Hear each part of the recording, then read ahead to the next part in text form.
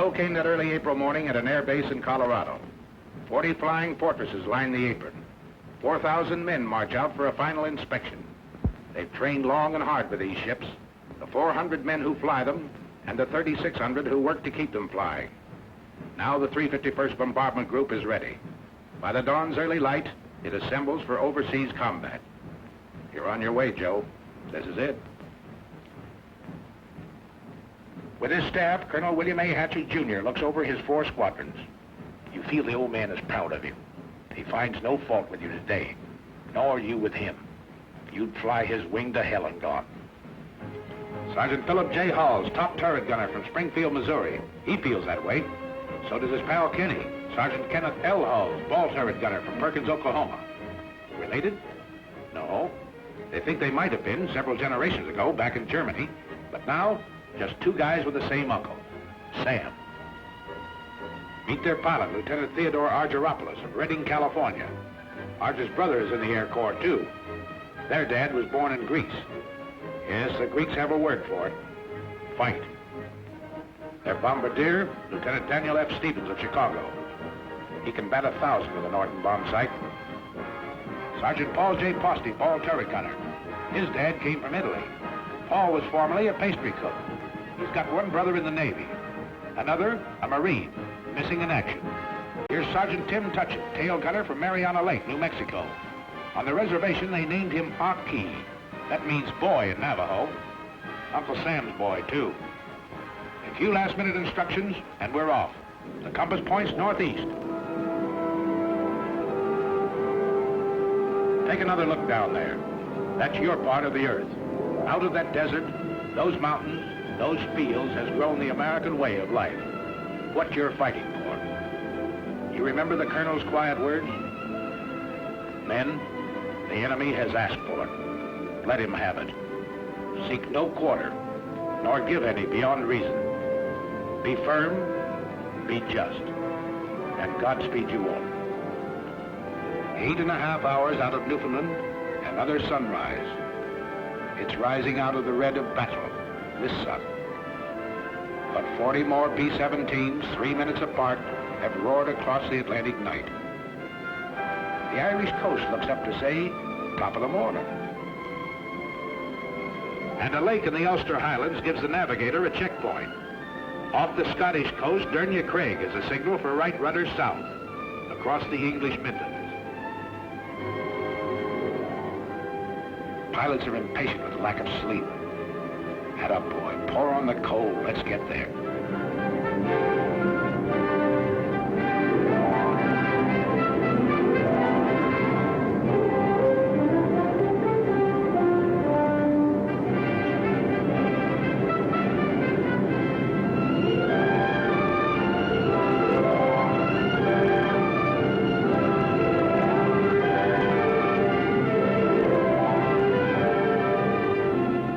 Must have been a lot different when the wings carried swastikas instead of these big white stars. Don't worry, folks. We're dropping nothing today, just our hats in the ring. Hello, Missy. We brought something for you and brother. Chewing gum and chocolate bars. And there's a crate of oranges in the ball turret. Ah, there, Grandpa. We'll be seeing you for a glass of that. And there's the base. 400 acres of dispersal areas. The RAF is on hand to welcome us. Set her down, Colonel. Set her down.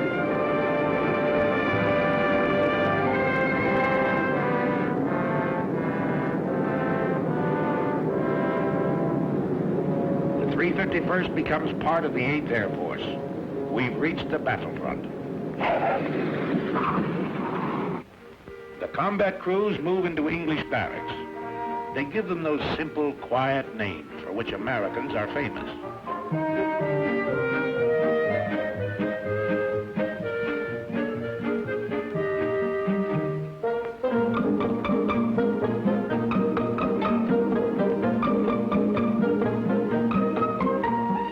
Later, the ground crews arrive.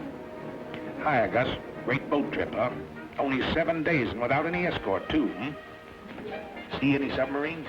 Oh, 100 of them, huh? Well, I guess you ought to know, Gus. They tell me you was hanging over the rail all the way. Next day, big doings. Class A uniform. Shine those buttons. His Royal Highness, the Duke of Gloucester, brother to the King of England, drops in and is greeted by the old man. What's up? Sergeant Major says the RAF is handing over the field to us.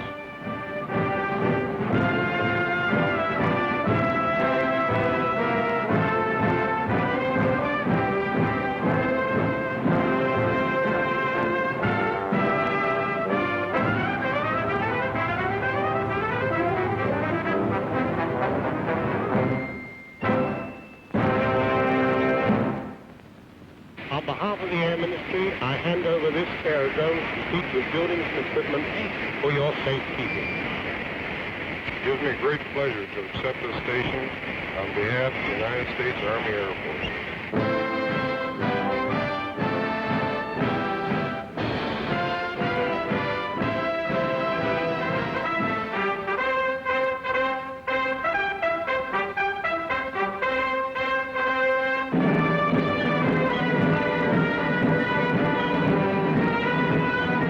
Okay, RAF. If we can fit your boots, we'll walk it straight, brother.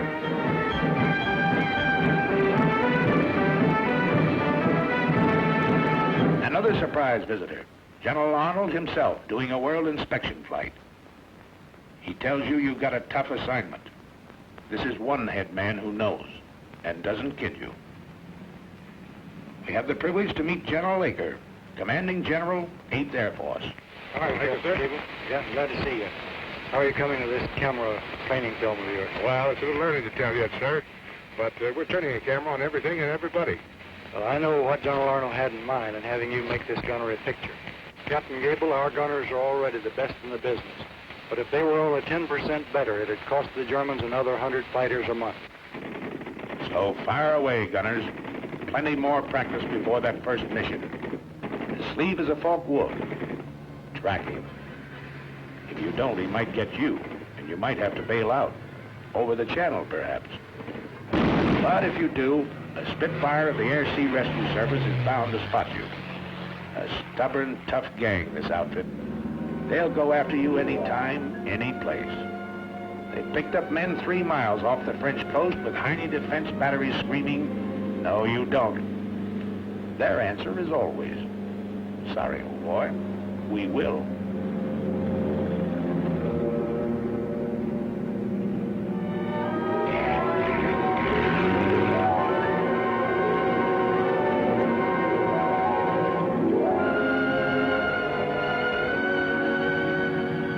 Work on your identification of aircraft. Over here, it's with a real McCoy, such as this captured Ju-88.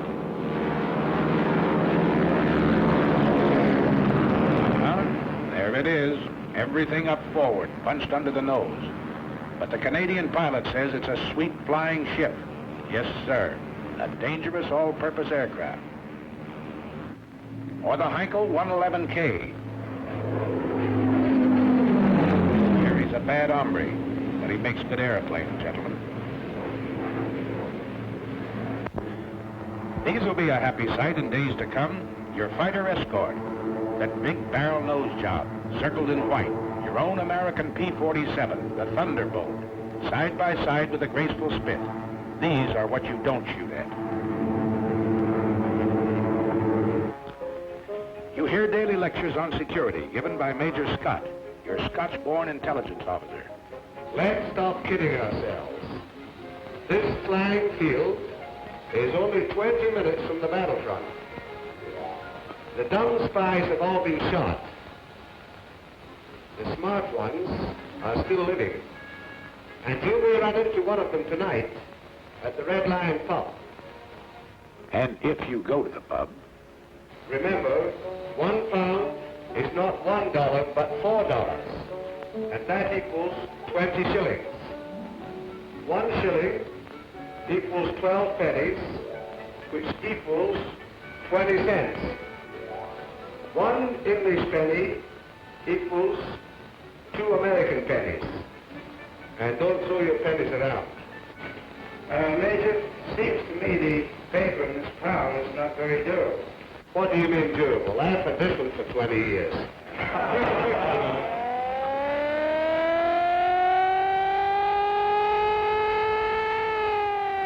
What is it, Fred? What is it? One of those bitter lessons you learn in training. Flying close formation in rough air at low altitude is no good, gentlemen. Save that for high altitude, when you're headed for the target.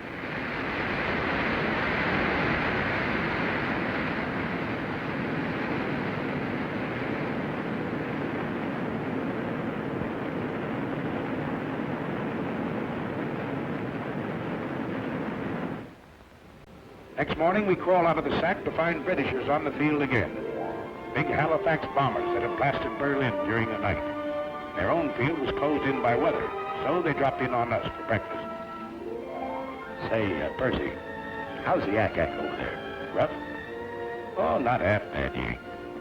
Well, cheerio, lads. Thanks for the ham and eggs. So long, Percy, old boy. We'll be finding out for ourselves one of these days.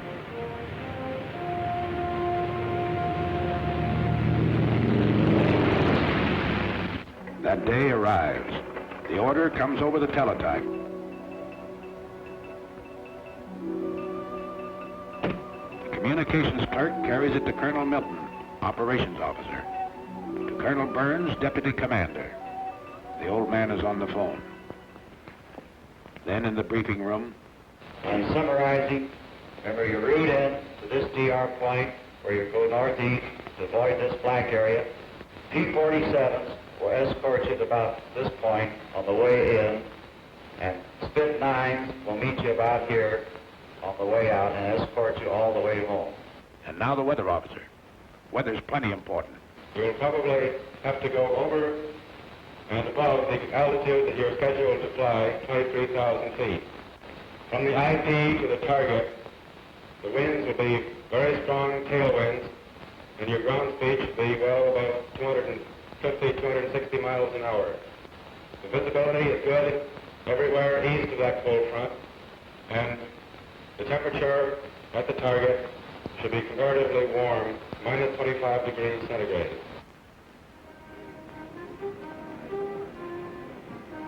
Today is your baptism of fire. If Lieutenant Argyropoulos ever felt responsibility, he feels it now. In the armament shop, his crew is picking up their guns. Now remember, fellas, don't let them get too close trying for a sure kill. Your main job is to bring these airplanes back. You got plenty of ammunition. Keep them out there at long range. Oh, we know. They've given you an easy hop. Only 3.5 hours in and out. What they call a milk run.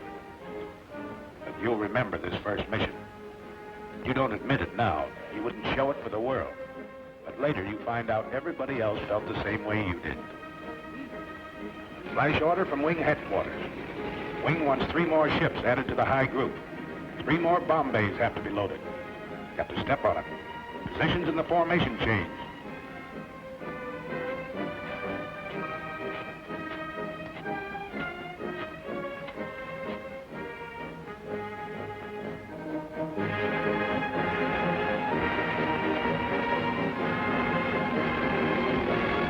This doesn't concern Sergeants Kenny and Phil Hulls. Gunners think only of smooth-working guns and plenty of ammunition. Ammunition's cheap. 6 cents worth of .50 caliber wanged into the cockpit of a Messerschmitt. That's what will bring you home. What did that weatherman say? 30 below over the target? Electrically heated suits. The Air Corps dresses for every occasion. Yes, everything has to be right, brother. Check everything. Every strap tight. Every buckle set. Everything understood. You get into your flak suit. Mighty heavy material, but it wears well, the man says. A thermos of hot coffee. The joker who brings it says it'll help keep you awake. Art straps on his throat mic. Over this intercom system, he'll be able to talk to every man in the ship. And they can talk to him. They'll be talking for keeps today.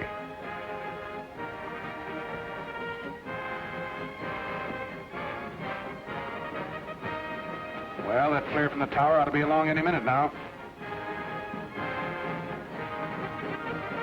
There it is. Start engines. Colonel's already been on missions with seasoned outfits. Today, he leads you on your berth.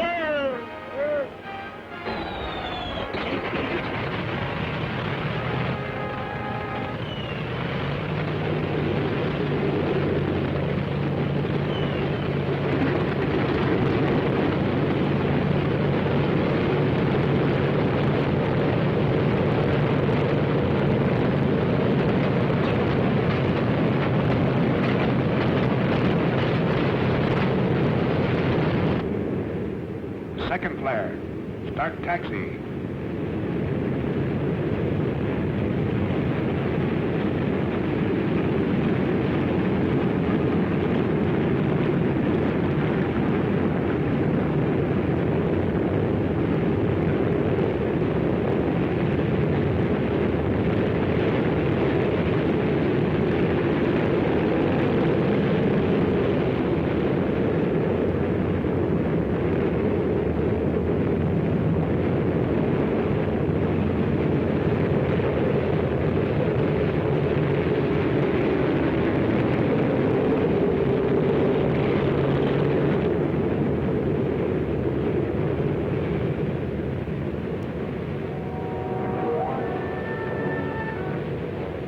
Punch wing to wing at the start of the runway.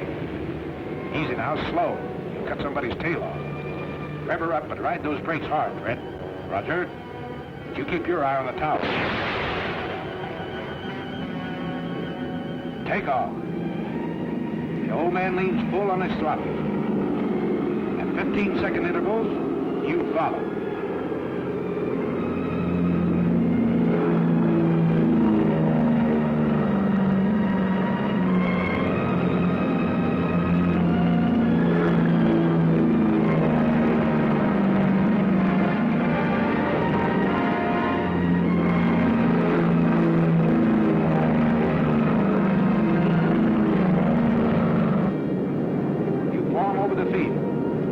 You're on your way.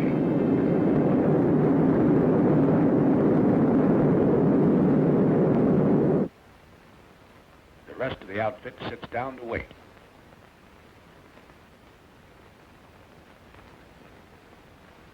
Go ahead, Mike. Your deal. Come on, I cut. Oh, okay. What time are they due back, do you know? Scotty said around 5:20. Gosh, I sure hope they all... Hey, how many are you dealing? I'm in. Oh, sorry. We know, Mike. Everybody's sweating them out. You mean what's coming over those trees, Major? No, that's not them. Just a flock of crows. I was a truck driver on Canal Street, but I never felt like this before. I ride the ambulances. I gotta be casual. You know, carefree and easy, like the doc. Listen, wise guys, talk to us. The ground crew for each ship. We'll tell you how to feel. Okay, here they are. 1, 2, 3, 4, 5, 6, 7, 8, 9, 10, 13, 14. That's the stuff. 17, 18, 19, 20. Here's the old man and Jenny.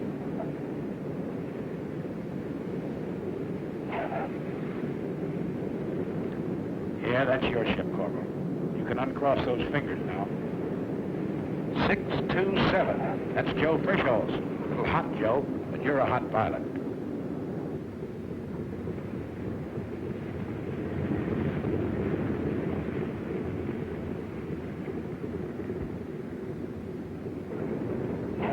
Here's Gable in 742. Chalk him up. Here's old Zip in 879. He's got number 4 prop feather, too. Here's 953 with number 2 out. And look, Jim couldn't get his bomb bay doors closed either.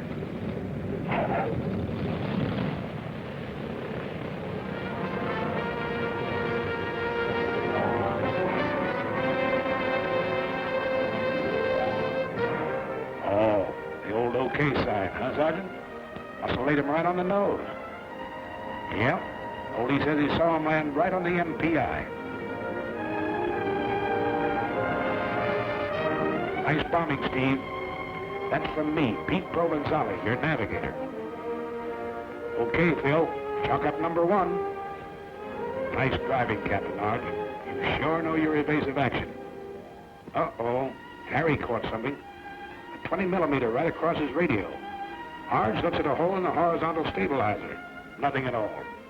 Hi, Pete. Come on, let's stow these guns and get to interrogation. Yeah, you're feeling pretty cocky. Nobody blames you. It's great to get that first one over with. But this one was pretty easy, remember? You got a lot more to go. Longer ones, tougher ones. Take it easy, boys.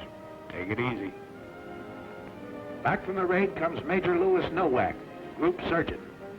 Doc flew this first mission to study the physical reactions of men in combat. He didn't have to go, but that's the kind of a doc he is.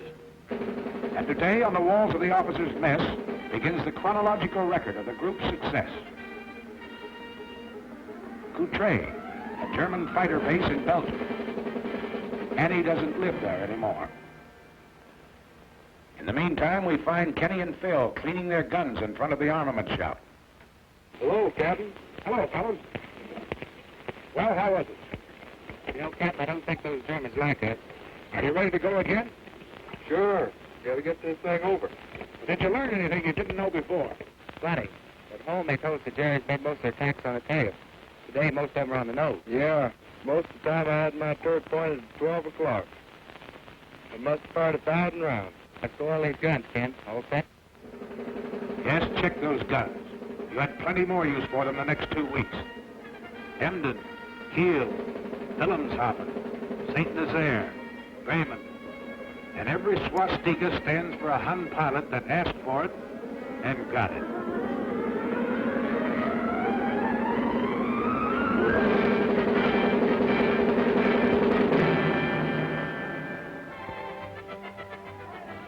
Came days when enemy targets were hidden by weather. So the more energetic of you found relaxation in peaceful combat, while the more studious men discussed tactical charts and maps, or something. Could you give me a pound again? But the more cultured of the group, like Kenny and Phil, went into the nearby villages to visit the quaint old cathedrals, churches and shops in the English countryside surrounding us. Or on days when they were confined near the base, the old cathedrals and shops would come out to see them.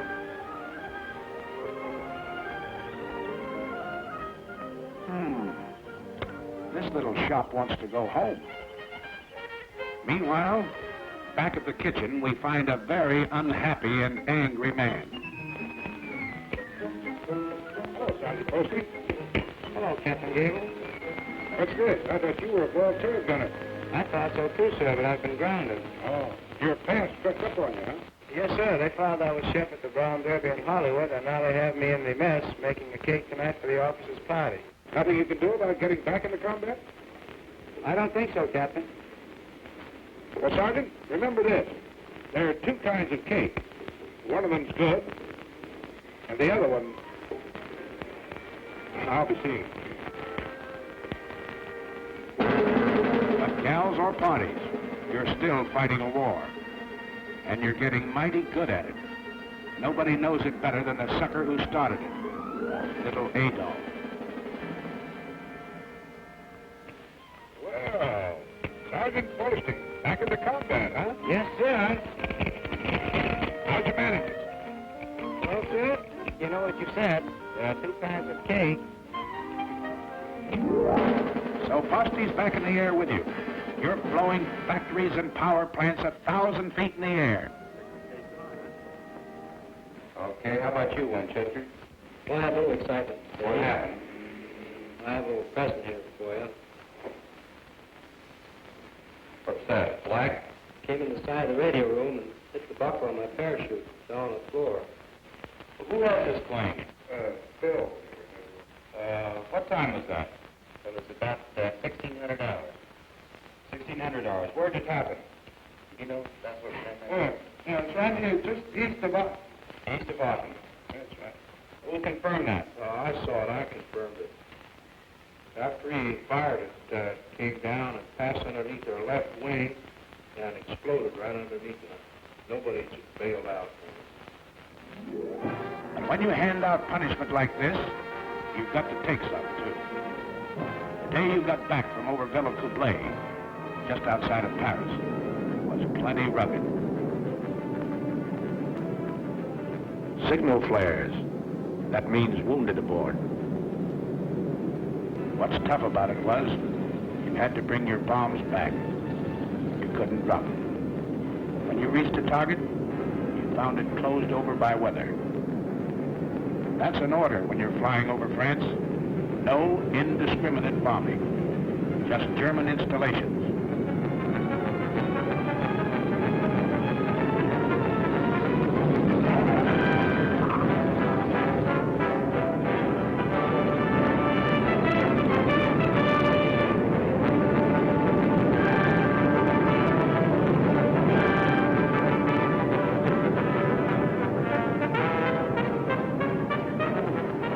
Colonel Milton, who led the raid, is a tired, sick guy this day, and nobody blames him. He had to fight his way 3 hours in, 3 hours out, under constant attack by over 200 Messerschmitts and Focke-Wulfs. He lost men, he lost ships, and couldn't strike his blow. That's rough. Here's Peter Provenzali. Remember him? Arge's navigator? Today he got a 20 millimeter through the leg.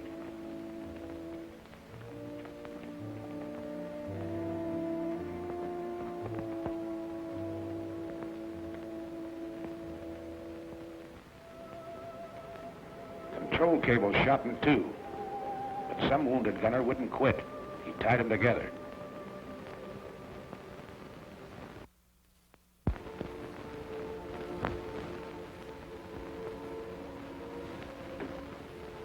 There. Both waist gunners, huh? The docs are working on them now. One's pretty bad.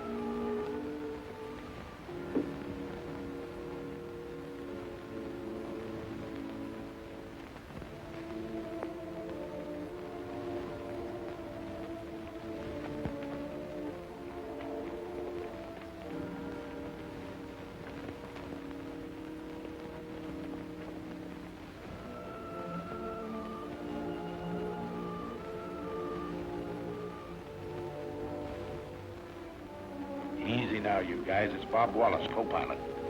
He slammed one through the cockpit, tore into Wally below his knee.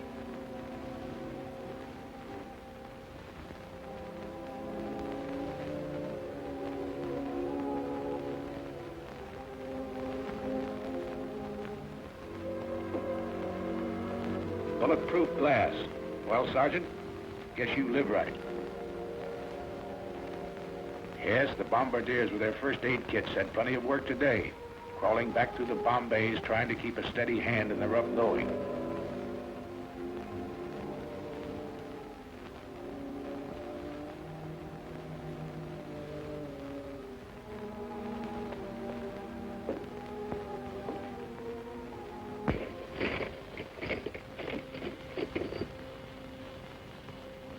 Many of your pals left you that day.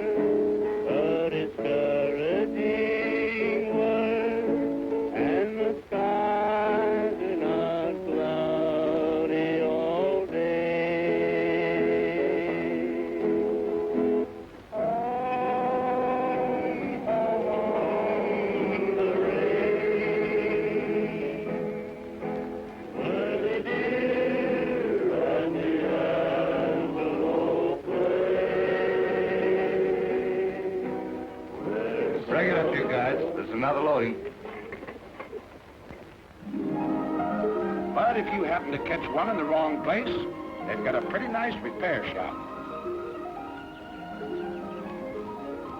Ever see a sergeant flip a tulip in a lieutenant's face? Well, you just did.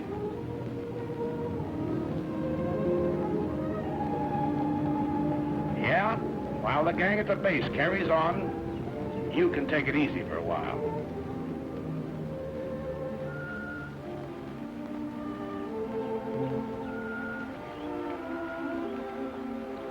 How they fighting, Sarge?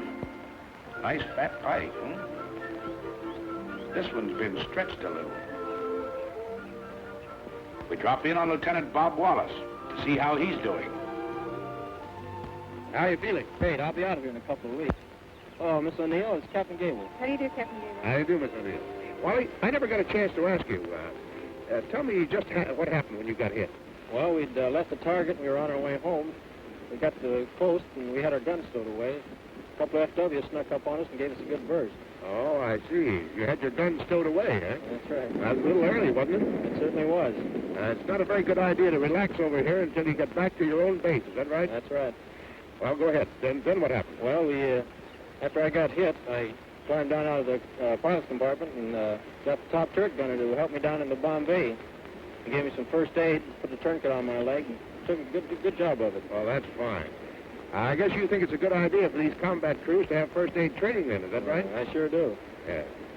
So, Wally, what do you think of the B-17s? Your instruments, your guns, and all the rest of the equipment they're giving you to fight this war with? It's the best equipment in the world. That's good. Say, I hear you got your Purple Heart, too. Yes, Colonel Kendall was in the other day and gave it to me. I was more nervous than when those FWs were diving on us. Well, outside of that, are they treating you all right around here? Did you hear that, Miss O'Neill? Wally's doing okay. Back at the base, they repair your ships, too. The busiest legs in the outfit belong to Major Ace Aiken, the S-4. This airplane's got to fly in the morning. It's going to be ready? Well, Major, I don't know, sir.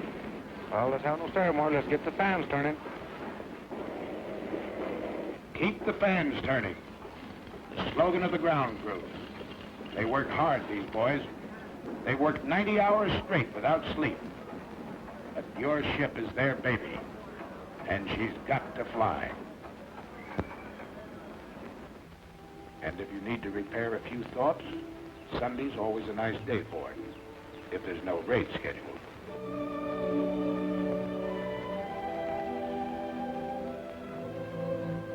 What do you know, kid?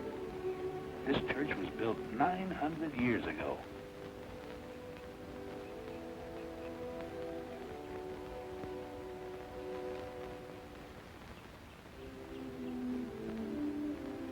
Over at the hospital, Father O'Connor celebrates the Mass.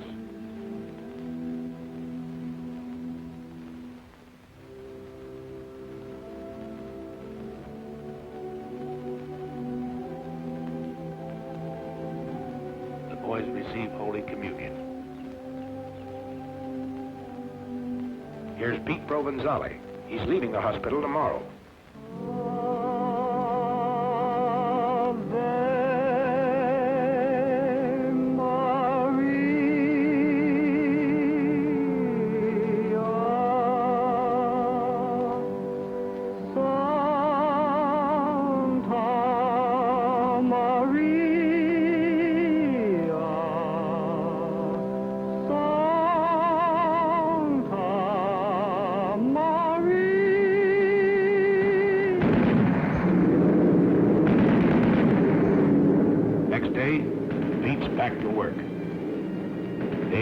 Back to work. The 351st is still flying, Adolf.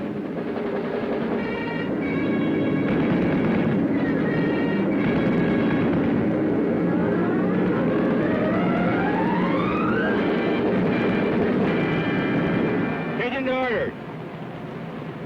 General Orders number 93. Headquarters 8th Bomber Command. 11th July, 1943. You can't get out of it, you know. They pin medals on you for this sort of work. It's not so much a thrill for you. It's a big kick it will hand the folks back home. The Silver Star, the Distinguished Flying Cross, the Soldier's Medal. Dad and Ma and that certain girl. He'll cut out the clippings and drive the neighbors nuts. Bombardier Stevens, the DFC, because he's been batting 1,000 over Germany. And one to Pilot Peters. He had to ditch in the channel, but his coolness and courage saved his crew. Bill Hulls gets 2 clusters on his air medal for straight shooting. DFC to Tim Tutchin. A Focke Wulf and a mountain lion? No difference, he says. The control wires were shot in 2. So the DFC to Sergeant Del Conte, who tied them together, his hands punctured with flak. A Silver Star finds itself next to Provenzali's Purple Heart. He refused first aid till the Jerry fighters quit and stuck to his gun. The day the group led the wing over Schweinfurt, Colonel Hatcher was air commander. To him, the Silver Star. And the DFC to Kenny Hulls. Colonel Gross is smiling because Kenneth was having a Coke in the PX when his name was called. Are you forgetting your 5 confirmed Jerry, Sergeant? We're not. And they don't forget you when you're a little battle-weary and need a rest. At a very gay seaside community, a world-famous resort hotel has been converted for your pleasure by the Red Cross. A great place here. Sleep, eat, or what have you. Hey!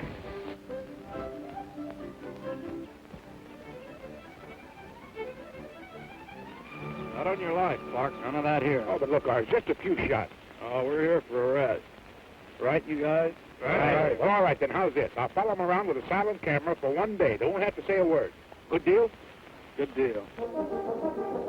An English Surrey with a fringe on top. Nice fringe. Carry you to the old swimming hole.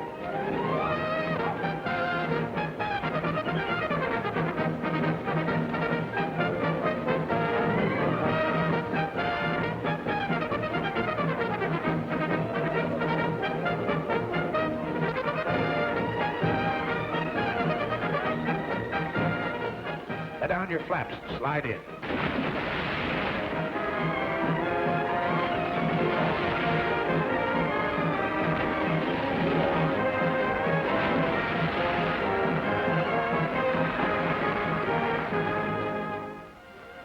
Now let's see what the boys back at the base are doing.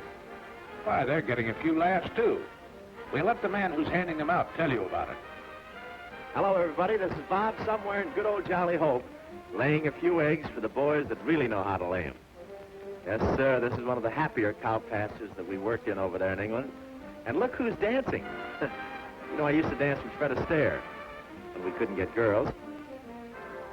And right here you see Jack Pepper, who's here through the courtesy of his draft board. His picture's a little dark, I understand, but after we were there a couple of weeks, we got a little braver and we started to work with the lights on. This is really a great, great crowd out there tonight. And I understand Rhett Butler is on the fringe of the crowd. They tell me that they stopped him from flying in those B-17s. They claimed his ears held the plane back. Nice little scene. Shows Pepper trying to get his expense money. Look at that mob. You should have heard him cheer when Francis Langford walked out and when Tony Romano played the guitar. Yes, sir, you'll never know how this bunch of boys picked up our morale. And again, the weather breaks over the continent, and the handwriting on the wall spreads your story. You're into the 3rd panel now. You've been out 8 days in a row and done a doubleheader over France on the 9th. This man's Air Force is piling it on. 2 combat wings have been added, 2 air divisions formed. So you're not very surprised when General Aker comes that day. Something big is up. He goes into the briefing room to confer with the old man and his staff. They call in the squadron commanders, even the flight commanders. What did he tell them? Your 4 squadron COs, they know, but don't talk. Just grin a little with excitement. It's something big, all right, because the bomb dumps have been getting plenty of heavy stuff lately. And a loading order came through this afternoon. Stand by. More than that, wing racks. We're really going to pile it on.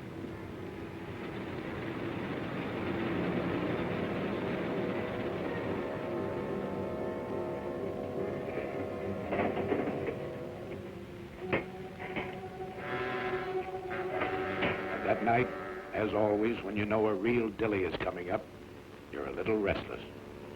Out in the dispersals, you hear them winding up those engines.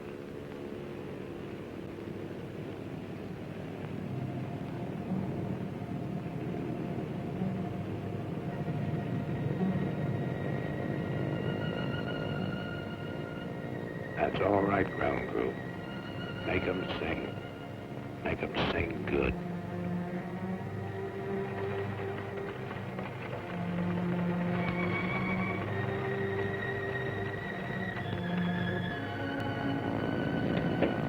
All right, you guys.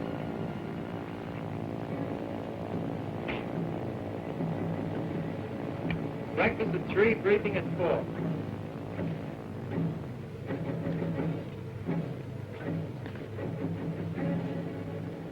Okay, man. For security's sake, anyone know what the target is for today? St. Nazaire? Brussels? Paris. Oh, we'll see. All right, sir.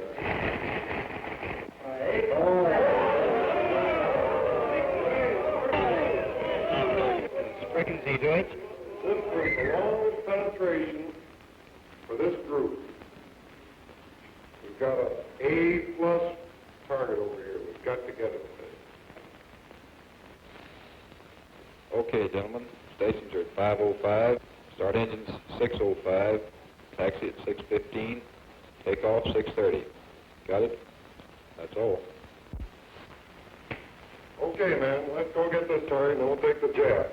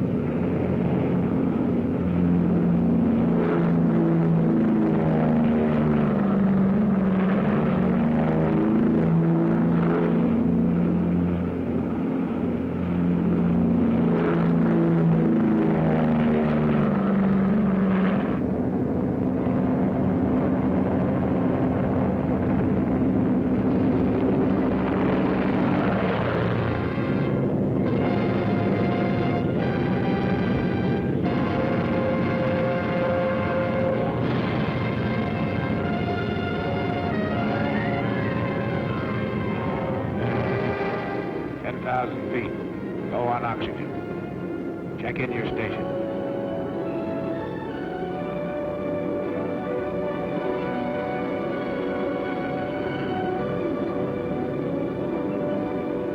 At the designated splicer point, still over friendly territory, rendezvous with other groups. Your combat wing banks into position. Then wing after wing, as far as the eye can believe, the attack formed. It heads for its assigned targets 500 miles away. Up until this moment, your fighter escort is still on the ground, guarding its limited fuel capacity.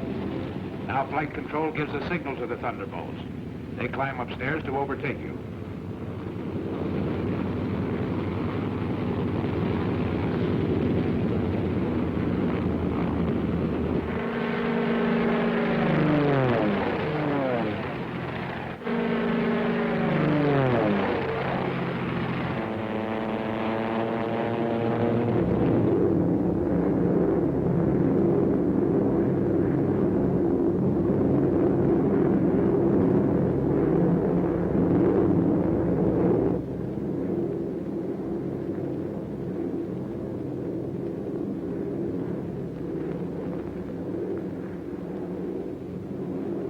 Fighters, 3 o'clock low.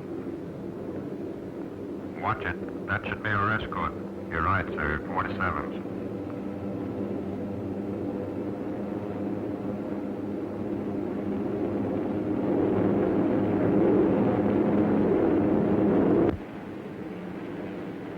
Pilot to crew. Pilot to crew. Over enemy coast. On the ball, you guys.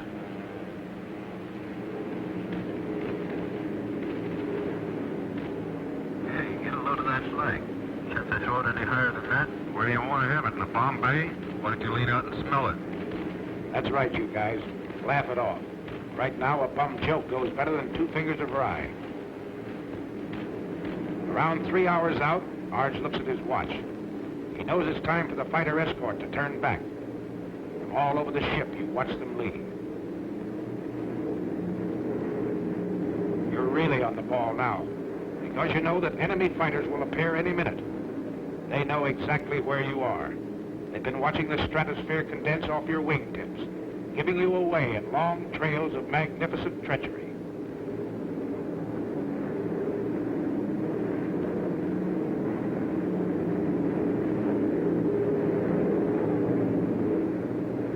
Okay, here they are. 9 o'clock high, enemy fighters. Same thing at 3 o'clock. Yes, at least those vapor trails work both ways. Arch watches the enemy formations as they parallel your course. Seems obvious. They're staying out of range, going out ahead to turn in for a frontal attack high. All turrets swing about to help guard the rear. Top turrets hunt the sky above in all directions. There's some more out there. Keep your eyes peeled. Now it comes. The enemy pours in at you from every point on the dial.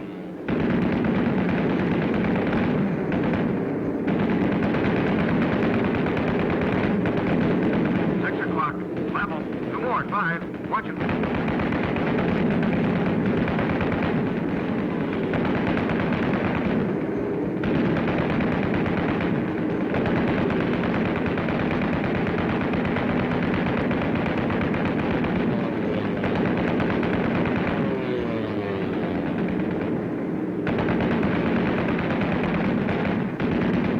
Get that one at 3.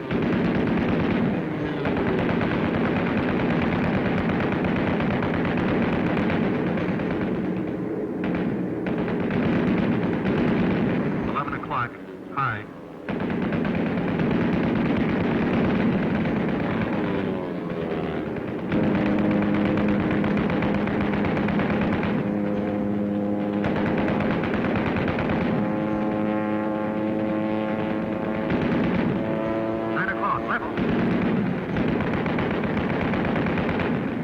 No, he's going low. Here he comes up.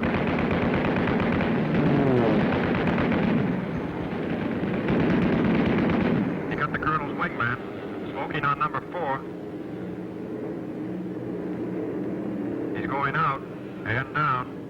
Check the chute, you guys.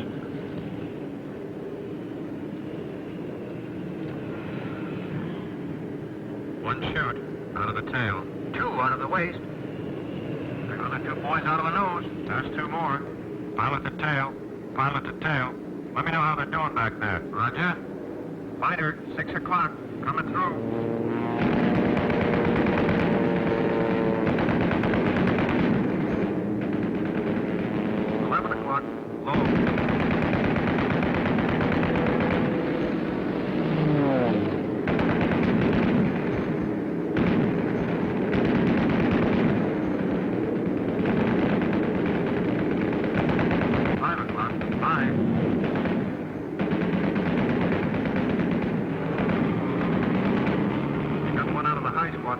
Yep, no chance there.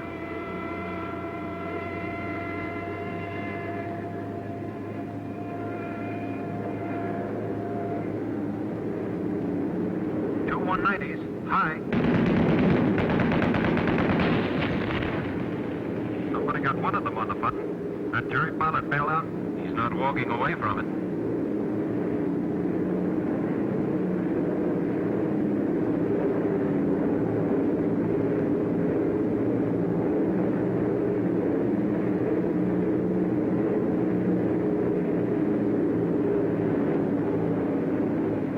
Still they barrel in at you. A little short on heart, plenty long on guts, this enemy.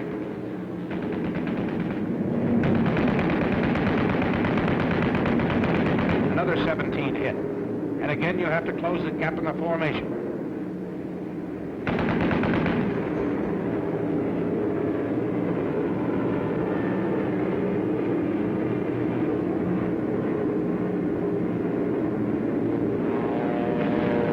Again and again they come. 12 o'clock high, 4 o'clock level, out of the sun, and up from the ground.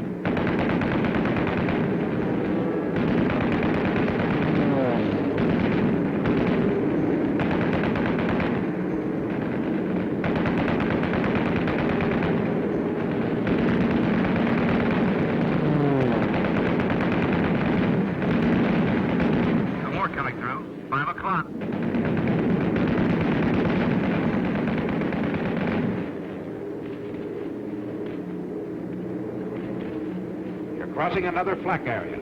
It's heavier this time, so black and thick you can almost hear it, and it's more effective.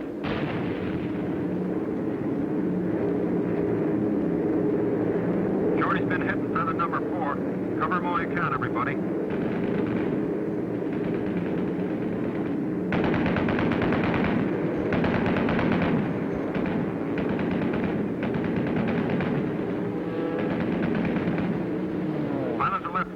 Pilot to left waist. There's another one working Shorty over. Can you help him? No can do, sir. Out of range.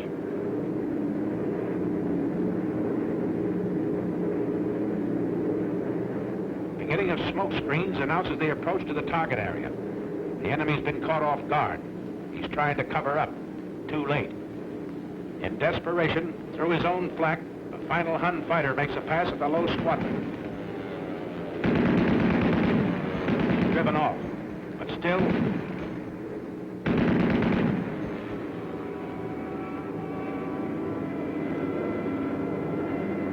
Did a fighter or flak get that ship? Flak, I think.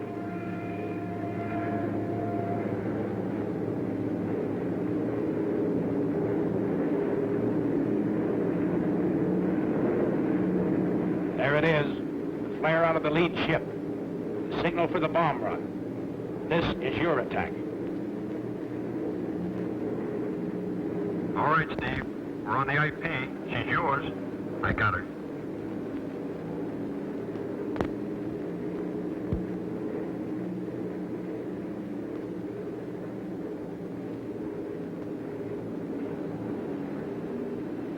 Bombay doors open.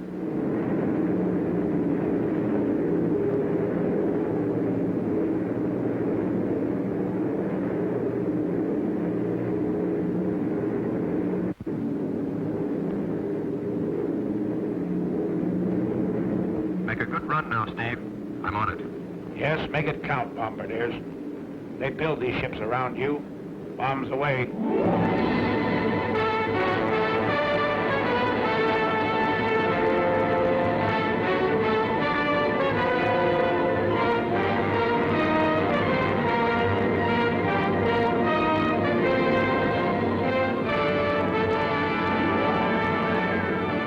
The lead group picks out its MPI in the dock area. Let's go with the heavy stuff and the big incendiaries. The high group heads for the industrial section and hands out the same medicine.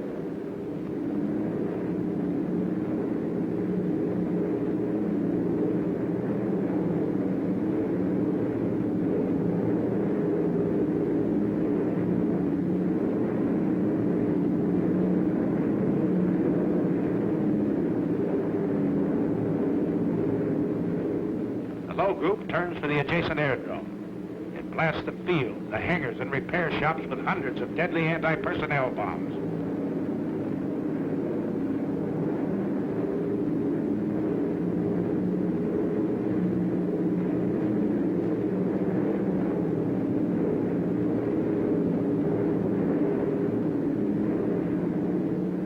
A nice pattern, Bombardier. Good deal. You can't hear what's going on down there, 5 miles below you. But marshalling yards and chemical tanks, ships and warehouses, spare engines and ball bearing factories are disintegrating in molten chaos.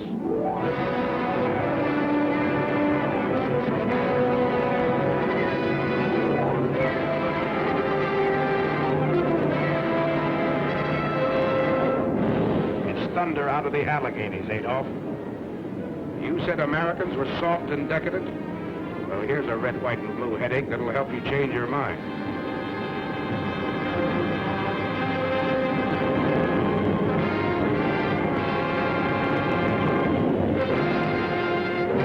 bay doors close, you take a last look at the target area. The smoke from its burning debris rises 16,000 feet into the air. More flak. The aim's still good down there.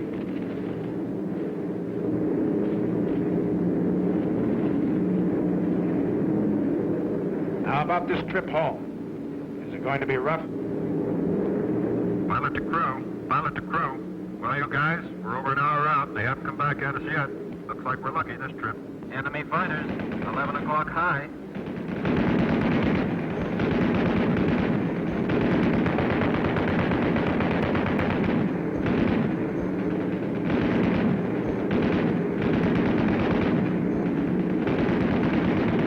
Another 1 o'clock high.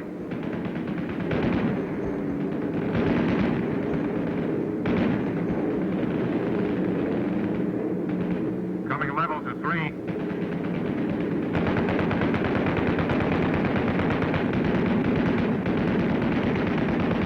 W's, 8 o'clock high. You don't want it. ME, 110, 1 o'clock high.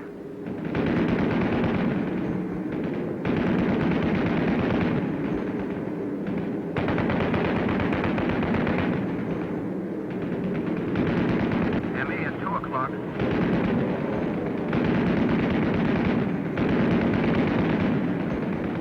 I got him. I'll say you did. He isn't bailing out either. Another 110 at 10 o'clock. He's yours, Ken.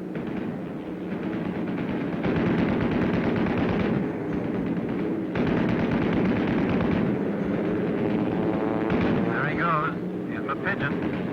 Staffel commanders throw their pilots into formation with suicide orders. That's what they get. Formation is tighter than ever.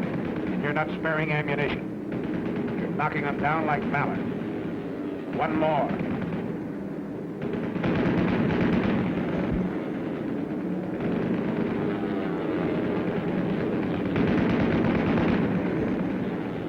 And another.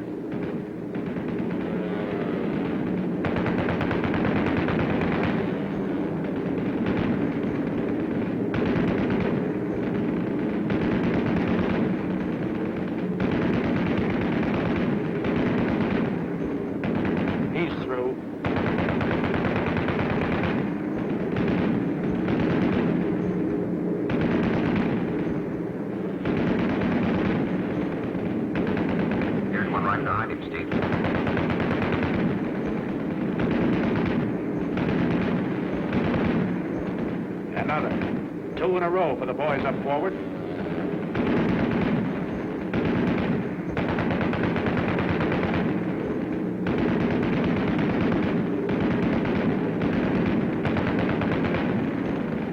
That's mine. You see him, Ken? Sure do. I'll confirm him all right.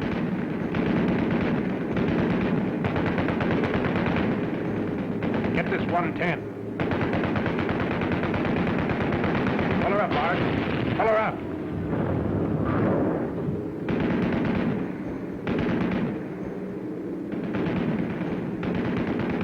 FW, 3 o'clock. Take to him, Joe. Hold your fire on that 1-9. That's a spit on its tail. Yeah, our fighter cover's got here.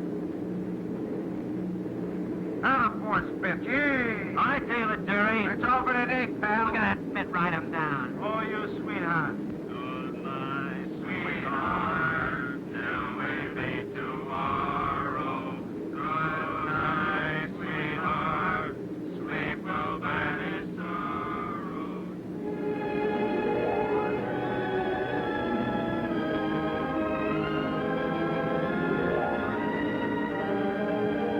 Your shadow on the undercast. The pilot's rainbow. Mission's end, but not the end of the battle. Fighting men from Maine to California still have a long, tough rainbow to travel. But they're looking the enemy right between his eyes. They're fighting him the American way, their American way of life. Enemy of America, look at these men. They're not going to lose, brother.